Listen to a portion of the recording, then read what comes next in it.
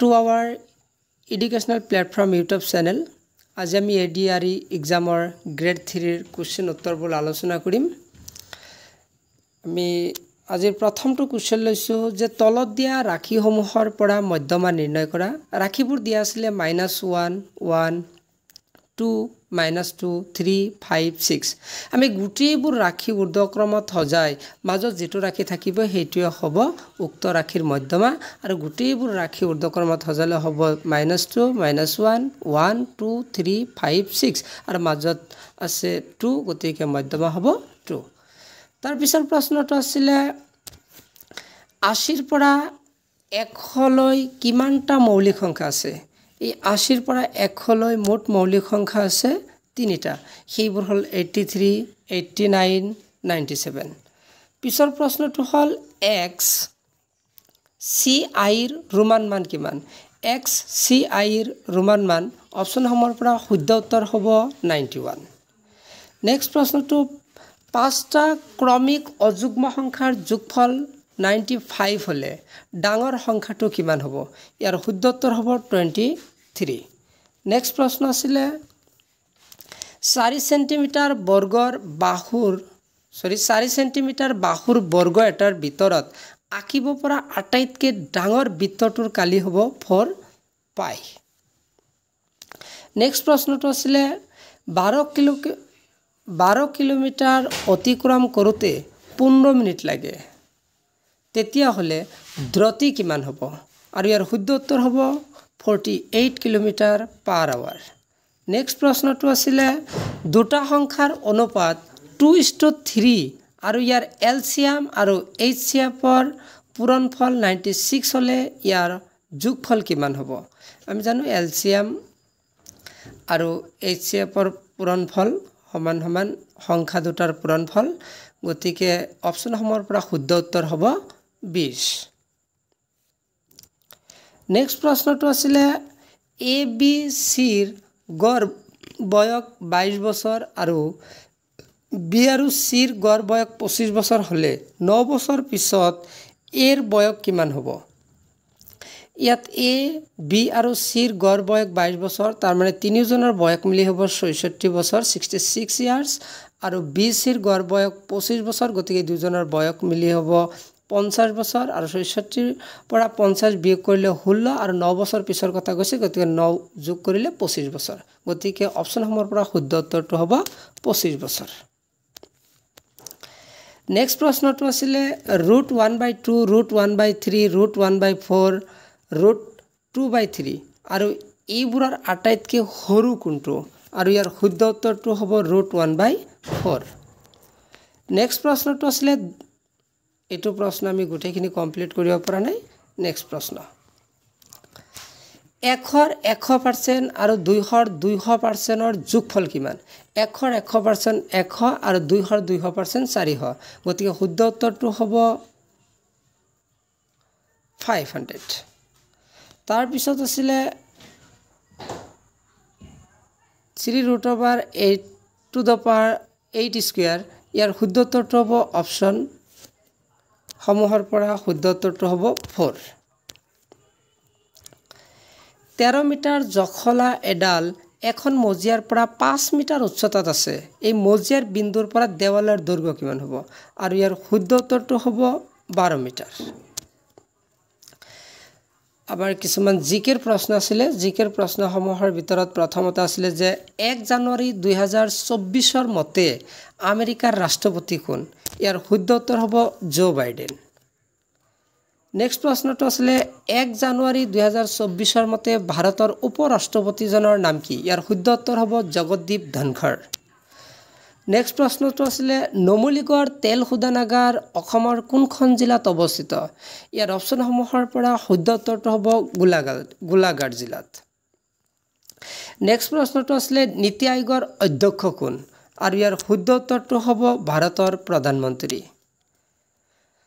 টুকলাই চাহ গৱেষণা কেন্দ্ৰ কোনখন জিলাত অৱস্থিত আৰু অপচনসমূহৰ পৰা শুদ্ধ উত্তৰ হ'ব যোৰহাট।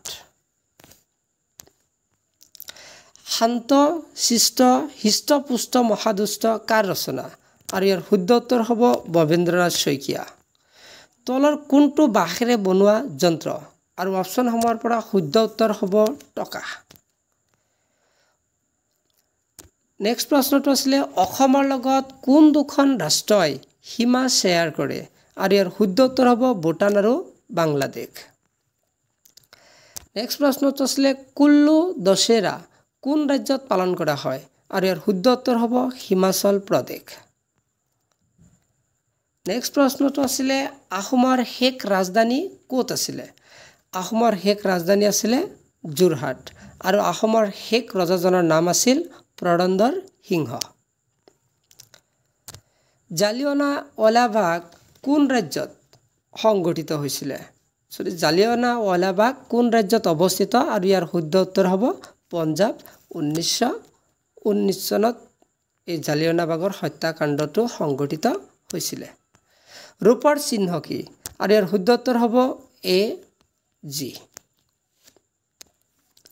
গ্ৰীনলেণ্ড ক'ত অৱস্থিত ইয়াৰ শুদ্ধ উত্তৰ হ'ব ডেনমাৰ্ক ইয়াৰ শুদ্ধ উত্তৰ হ'ব ডেনমাৰ্ক নেক্সট প্ৰশ্নটো আছিলে ৰাষ্ট্ৰপতিয়ে কাৰ ওচৰত শপত গ্ৰহণ কৰে আৰু ইয়াৰ শুদ্ধ উত্তৰ হ'ব উচ্চতম ন্যায়ালয়ৰ মুখ্য ন্যায়াধীশৰ ওচৰত আকৌ উচ্চতম ন্যায়ালয়ৰ মুখ্য ন্যায়াধীশে ৰাষ্ট্ৰপতিৰ ওচৰত শপত গ্ৰহণ কৰে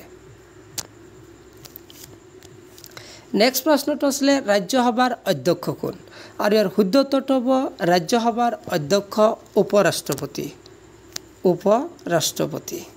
বৰ্তমান আমাৰ ভাৰতবৰ্ষৰ উপৰাষ্ট্ৰপতিজনৰ নাম হ'ল জগদ্দীপ ধনখড় নেক্সট প্ৰশ্নটো আছিলে নেশ্যনেল ৱাৰ মেমৰিয়েল ক'ত অৱস্থিত আৰু ইয়াৰ শুদ্ধ উত্তৰটো হ'ব নতুন দিল্লীত নেশ্যনেল ৱাৰ মেমৰিয়েল নতুন দিল্লীত অৱস্থিত তাৰপিছত প্ৰশ্নটো আছিলে গ্ৰীণ ছিংগলে কি বুজায় গ্ৰীণ ছিংগলে মানে সেউজীয়া ইংগিতে বুজায় গো টু ৱে তাৰপিছত আছিলে শংকৰদেৱৰ বুঢ়ী মাকজনৰ নাম কি শংকৰদেৱৰ বুঢ়ী মাকজনৰ নাম আছিলে খেৰহুতি ভাৰতৰ পশ্চিমে থকা ৰাজ্যখনৰ নাম কি আৰু অপশ্যনসমূহৰ পৰা শুদ্ধ উত্তৰ হ'ব গুজৰাট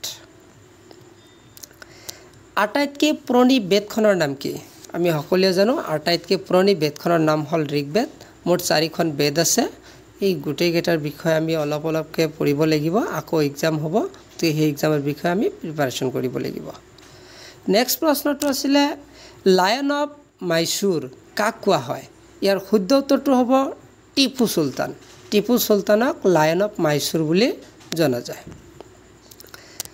তাৰপিছত প্ৰশ্ন ৰঞ্জু হাজৰিকাৰ প্ৰকৃত নাম কি ৰঞ্জু হাজৰিকাৰ প্ৰকৃত নাম হ'ল কুমুদ হাজৰিকা হ'ল ৰঞ্জু হাজৰিকাৰ প্ৰকৃত নাম নেক্সট প্ৰশ্নটো হ'ল মিছন বসুন্ধৰা কিহৰ সৈতে জড়িত মিছন বসুন্ধৰা ভূমি ৰাজহৰ সৈতে জড়িত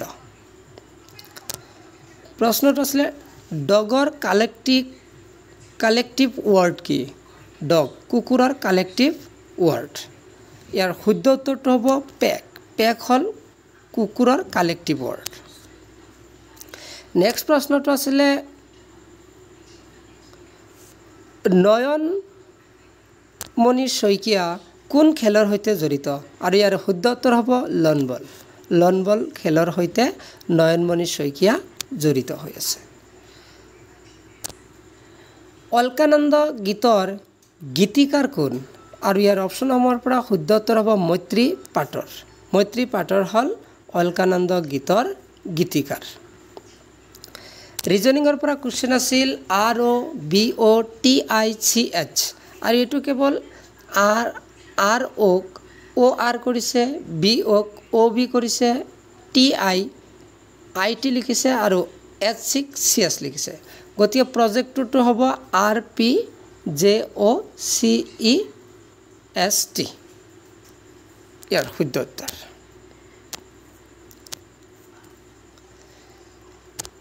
তাৰপিছত প্ৰশ্নটো আছিলে collective words of fish is call তাৰ শুদ্ধ উত্তৰটো হ'ব স্কুল ফিছৰ কালেক্টিভ ৱৰ্ডক কয় স্কুল আজি আমি ইমানতে সামৰিছোঁ বাকি যিকেইটা প্ৰশ্ন আছে সেই গোটেইকেইটা প্ৰশ্ন আমি নেক্সট ভিডিঅ'ত আলোচনা কৰিম থেংক ইউ